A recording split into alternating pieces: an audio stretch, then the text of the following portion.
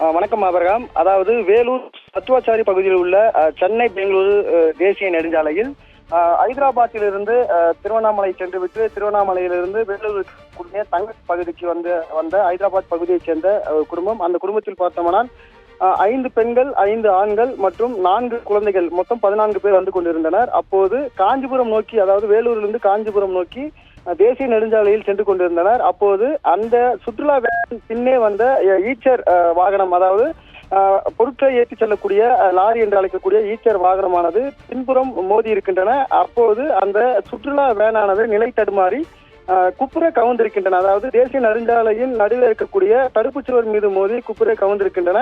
இந்த விபத்தில் பார்த்தோம்னால் அதாவது சுற்றுலா வேனில் பயணித்த ஹைதராபாத் பகுதியைச் சேர்ந்த 14 பேருக்கும் 4 குழந்தைகள் உட்பட 14 பேருக்கும் லேசான காயமானது ஏற்பட்டிருக்கின்றன. உடனே அங்கு வந்த சத்துவாச்சாரி காவல்துறையினர் மற்றும் போக்குவரத்து காவல்துறையினர் அவர்களை மீட்டு, அதாவது அங்கிருந்த பொதுமக்கள் உதவியோடு அந்த 14 பேரையும் அந்த வாகனத்திலிருந்து மீட்டு 108 ஆம்புலன்ஸை வரவழைத்து, அதாவது 3 ஆம்புலன்ஸ்கள் வரவழைத்து அந்த ஆம்புலன்ஸ் மூலமாக அவர்களை வேலூர் மருத்துவமனைக்கு கொண்டு சென்றனர்.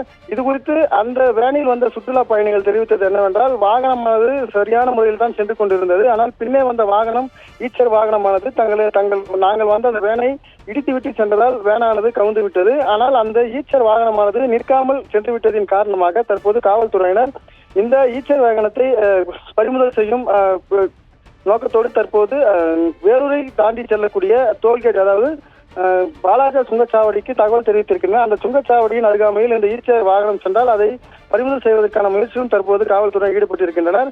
அது மட்டும் இல்லாமல் இந்த விபத்து ஏற்பட்ட சில மணித்துளியில் பார்த்தோம்னால் பின்னே வந்த இருசக்கர வாகனத்தில் வந்த ஒரு நபர், சைதாப்பேட்டை பகுதியைச் சேர்ந்தவர், வேலூர் சைதாப்பேட்டை பகுதியைச் சேர்ந்தவர், பிஸ்கெட் வியாபாரி. அவர் வந்த வாகனமானது நின்று கொண்டிருந்த வாகனத்தின் மீது மோதி கீழே விழுந்திருக்கின்றார். அந்த விபத்தில் அந்த நபருக்கு கால் உடைந்திருக்கின்றன. அவரையும் மீட்டு தற்போது காவல்துறையினர் மருத்துவமனைக்கு அனுப்பி வைத்திருக்கின்றனர். இந்த விபத்தின் காரணமாக போக்குவரத்து நெரிசலும் ஏற்பட்டிருக்கிறது. ஏனென்றால் தேசிய நெடுஞ்சாலை, அதாவது சென்னை பெங்களூரு தேசிய நெடுஞ்சாலை என்பதால் இந்த நெடுஞ்சாலையில் அதிகமான வாகனங்கள் வருவதற்கான வாய்ப்பு உள்ளது. ஆகவே அதிகமான வாகனங்கள் வருவதன் காரணமாக தற்போது நீண்ட வரிசையில் போக்குவரத்து நெரிசலான ஏற்பட்டிருக்கின்றன. தற்போது இந்த போக்குவரத்து நெரிசலை சீர் செய்யும் பணியில் வேலூர் போக்குவரத்து காவல்துறையினரும் சத்துவாச்சாரி காவல்துறையினரும் தற்போது ஈடுபட்டு வருகின்றனர்.